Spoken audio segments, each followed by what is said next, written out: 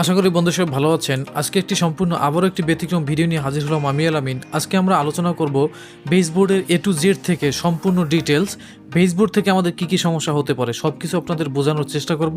ভিডিওটি সাথেই থাকবেন, টেনে টেনে দেখবেন না, তাহলে গুরুত্বপূর্ণ অংশ আপনি অনেক কিছু মিস করে যাবেন। চলুন ভিডিওটি শুরু করা যাক।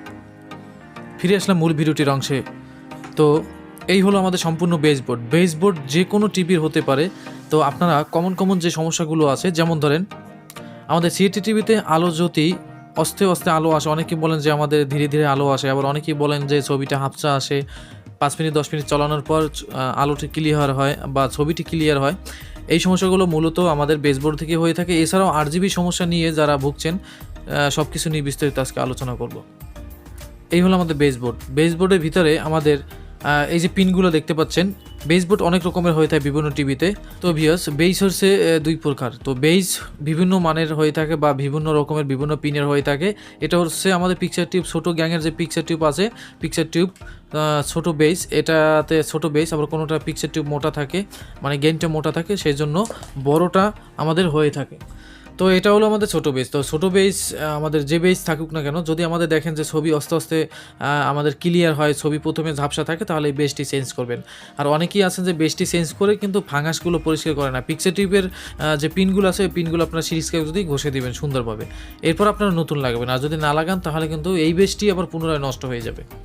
এরপর অনেকেই বলেন যে আমাদের আলো কিন্তু ধীরে ধীরে আলো আসে এবং অনেকক্ষণ চলার পর আলোটি কিন্তু সম্পূর্ণ বাড়ে। এটা হলো আমাদের ফোকাস। এই যে দেখতে পাচ্ছেন ফ্লাইব্যাক থেকে এই যে এখানে কিন্তু সাদা তার, যে কোনো তার থাকতে পারে। এই যে একটা পিএফ হয়ে আছে এখানে, তো এই পিএফটার জন্য কিন্তু আমাদের এই যে আলো নিয়ে যত সমস্যা, এই পিএফটার জন্য হতে পারে। পিএফটা যদি খারাপ হয় তাহলে কিন্তু আমাদের আস্তে আস্তে আলো কিন্তু বাড়তে থাকবে। প্রথমে কিন্তু আলো আসবে না, অনেক সময় দেখা যায় অনেকক্ষণ চালিয়ে রাখার পর আলো আসে। এই পিএফটা চেঞ্জ করবেন তাহলে হয়ে যাবে। এরপর আরজিবি সেকশনের জন্য আমরা প্রথমে যেটা আলোচনা করি, এখানে দেখতে পাচ্ছেন যে আমাদের 5টি কেবল আছে, যেটা আমাদের জঙ্গল পিন থেকে আসে। এখানেও আরজিবি 3টি সিগন্যাল থাকে, 3 ভোল্ট, 3.3 ভোল্ট এরকম সিগন্যাল থাকে, এবং আমাদের 8 ভোল্ট থাকে। তো এই যে আমাদের আরজিবি সেকশন এখান থেকে যদি মিস করে তাহলে আমাদের সমস্যা হতে পারে। এই 3টা আপনারা দেখবেন জঙ্গল হাসি 5 থেকে আসছে কিনা। আবার এখানে 180 ভোল্টেজ আছে ফ্লাইব্যাকের 2 নম্বর পিন থেকে। আমাদের ফ্লাইব্যাকের 1 নম্বর পিন থেকে 180 ভোল্টেজ আসে, সেখান থেকে কিন্তু আমাদের আরজিবি সেকশন এখানে বেজে করা আছে। দেখতে পাচ্ছেন 3টি রেজিস্ট্যান্স আছে। 3টি রেজিস্ট্যান্স যদি আমাদের কাজ না করে তাহলে আরজিবি সমস্যা হতে পারে। এবং 3টি রেজিস্ট্যান্সের পর এখানে ছোটো 3টি ডায়েট আছে, আবার ছোটো 3টি কিন্তু আমাদের রেজিস্ট্যান্স আছে। এই রেজিস্ট্যান্সগুলো যদি আমাদের ফল্ট হয় তাহলে কিন্তু আমাদের আরজিবি সমস্যা দিতে পারে। এরপর আবার 3টার জন্য কিন্তু এখানে কিন্তু আমাদের দেখতে পাচ্ছেন 3টার জন্য আবার 3টে আমাদের এখানে 2482 ট্যানজেস্টার রয়েছে।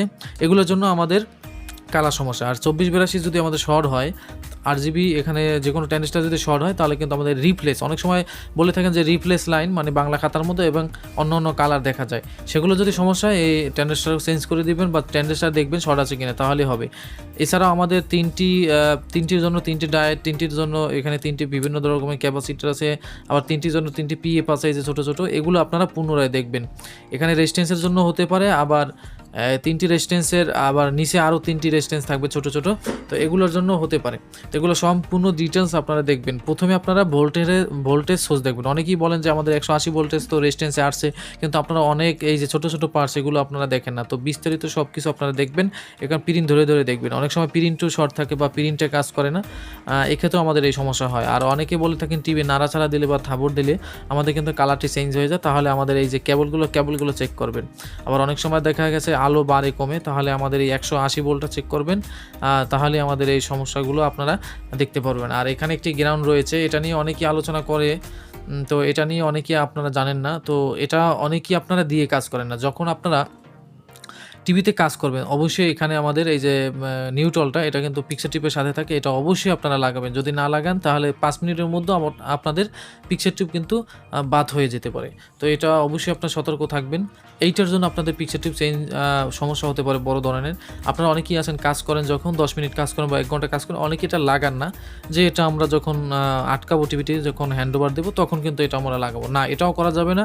আমরা যদি 5 মিনিট খুলে রেখে যদি কাজ করি তাহলে কিন্তু আমাদের পিকচার টিভিতে বড় ধরনের সমস্যা হতে পারে। তাই 5-10 মিনিট বা আধা ঘন্টাও খোলা যাবে না, সম্পূর্ণ লাগিয়ে আপনারা কাজ করবেন। এটার জন্য আপনারা পিকচার টিপ খুব দ্রুত নষ্ট হতে পারে, তাই এটার দিকে আপনারা বেশি নজর রাখবেন।